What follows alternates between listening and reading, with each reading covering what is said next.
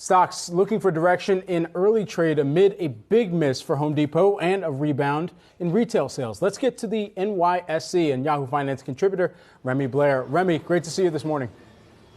Good morning. And as you mentioned, U.S. stocks have opened in the red. And although we saw a brief pop into positive territory for the NASDAQ, overall, there are concerns about retail sales figures as well as that disappointing guidance out from Home Depot earlier this morning.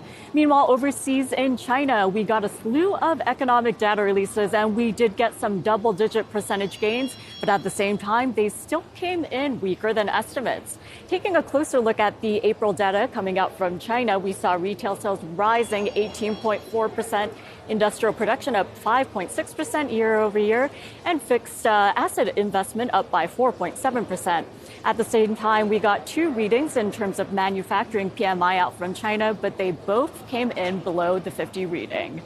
And moving on to company stocks, let's take a look at Baidu. Baidu reported first quarter revenue that did top estimates. Now, keep in mind that revenue rose by 10%, and this did come as businesses upped their advertising spend.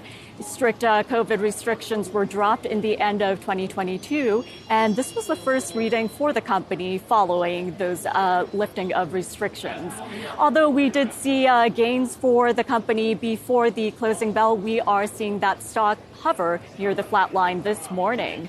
Now, I want to move over to Alibaba. The company will report earnings ahead of the opening bell here in the U.S. on Thursday, May 18th.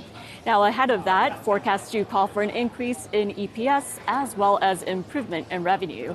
This does come after the fourth quarter 22 figures did post an EPS miss. Meanwhile, Alibaba announced that it is splitting its business into 6 separate units, and the company says this new decentralized structure could save the company a whopping $1 billion before the end of 2023. We are seeing shares of the e-commerce giant trade on the near flat today, but following that announcement earlier this year in March, we did see Alibaba shares pop by double digits.